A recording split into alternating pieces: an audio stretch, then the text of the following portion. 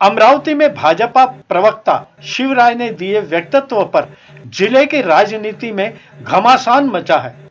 किसी ने मोहब्बत की दुकान खोली है तो कोई उस दुकान का दिलो जान से विरोध करने में जुटा है।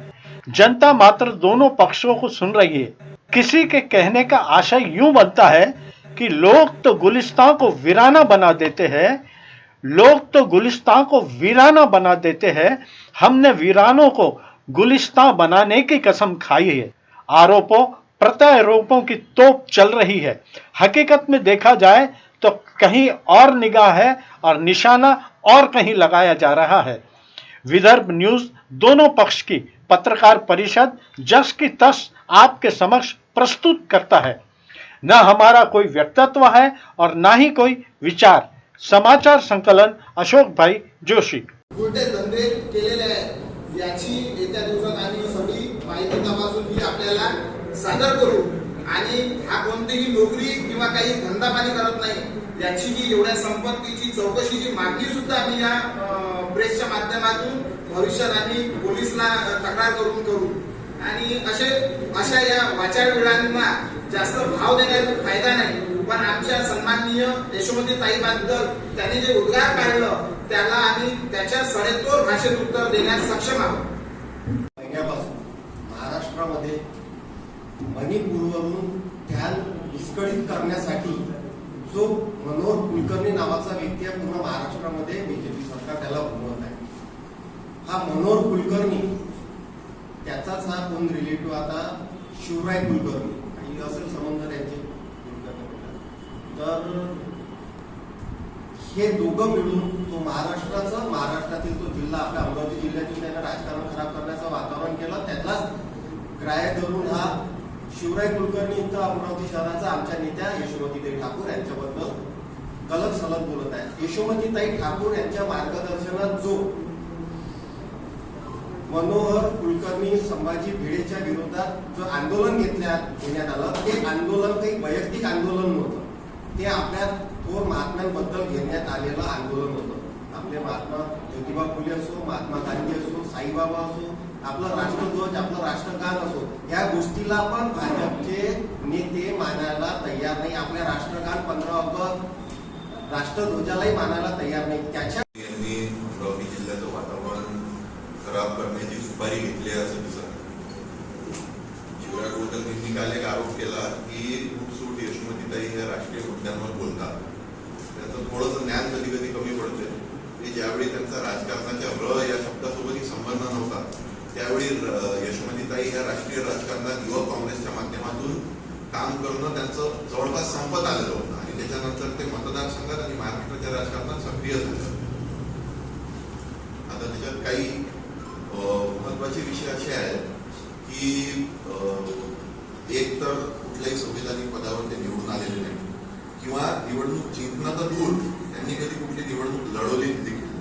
त्याच्यामुळं असा जो सो कॉल्ड प्रदेश प्रवक्ता आहे भारतीय जनता पार्टीचा त्यांनी यशोमतीताईंना हे शहाणपण शिकवायची गरज नाही, कारण महाराष्ट्राने यशोमतीताईंना काँग्रेसच्या नेत्या म्हणून एक्सेप्ट केलेला आहे। अमरावती जिल्ह्याच्या त्या नेत्या आहेतच आणि राष्ट्रीय राजकारण त्यांनी केलं आहे हे मी तुम्हाला आता थोड्या वेळामध्ये सांगितलं। शिवराय कुलकर्णींबद्दल सांगायचं झालं तर कालची जी त्यांची प्रेस होती त्या प्रेसमध्ये उपस्थित असलेले 4 लोक यांना बडनेरातून आमदार व्हायचे स्वप्न पडत होते। या चौघांच्या उरावर भारतीय जनता पार्टीने एक दुसऱ्याच पक्षाचा आमदार आणून बसवला।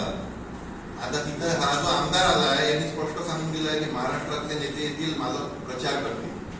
शिवराय कुलकर्णींनी पहिले आपली भूमिका स्पष्ट करावी। त्याला नेता मानतात की त्याचा विरोध करतात। हे अंधाराचे काळे धंदे आहेत, रंग मारणे, पेंट मारणे, हे आहे ते खुल्लं करावं पाहिजे।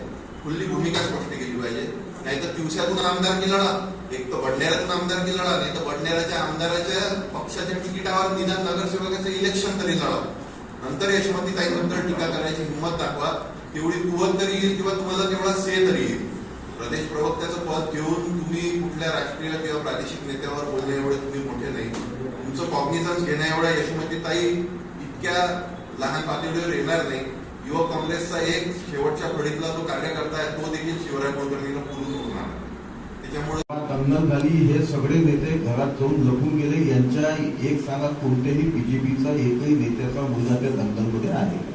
सगळे बिचारे नवीन नवीन पोरं जे एज्युकेशन करणारे होते, ज्यांचा काही संबंध नाही, त्यांना भरपूर त्यांना फसवून टाकलं, त्यांच्यावर केसेस चालू आहे. आणि हे दंगल मिटवण्याचा कामच ताईनं केला. यांनी दंगल भडकवली. आणि काँग्रेस पक्षाचे जे प्रवक्ते आहेत, आमचे ज्येष्ठ आदरणीय पेडतकर साहेब आणि माझे महापौर निलंबन चिमोटे, हे दोन्ही पक्षाचे अधिकृतरित्या प्रवक्ते आहेत. शहर अध्यक्ष बबनभाऊ शेखावत, जिल्ह्याचे अध्यक्ष बबनभाऊ देशमुख, किशोरभाऊ मोरकर आणि हरिभाऊ मोहोळ.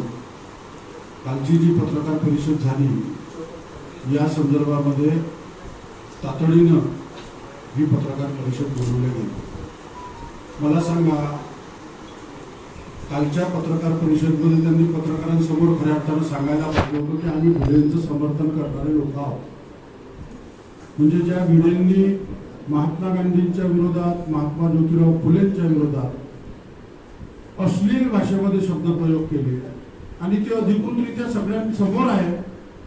साईबाबा जे दैवत आपण मानतो, शिर्डीला अनेक लोक दर्शनाला जातात. आपल्या शहरात, महानगरात सुद्धा साईबाबांचे कितीतरी मंदिर आहे. सरकारी आणि महाराष्ट्र प्रदेश काँग्रेस समितीचे प्रवक्ता माननीय दिलीप भाऊंनी आपल्याला या ठिकाणी या अतिशय गंभीर अशा विषयाच्या संदर्भात काँग्रेस पक्ष आणि अमरावती शहर जिल्हा काँग्रेस कमिटीची जी भूमिका आहे ती आपल्या समोर विशद केली.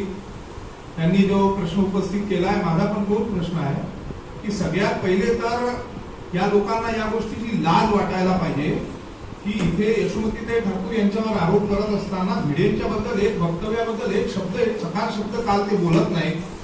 भिडे जे बोलले महात्मा ज्योतिराव फुल्यांबद्दल, भिडे जे बोलले महात्मा गांधींबद्दल, त्यांनी सबका मालिक एक, ज्यांचा राजकारणाशी काही संबंध नाही, एक असे संत की ज्यांच्या समोर भारतातल्या सर्व जातीचे, धर्माचे आणि सर्व लोक जाऊन नतमस्तक होतात, अशा साईबाबांबद्दल त्यांनी केलेल्या वक्तव्याबद्दल सुद्धा ते काही बोलत नाही आणि इथे बिनबुडाचे आरोप यशोमतीताई ठाकूर यांच्यावरती करतात.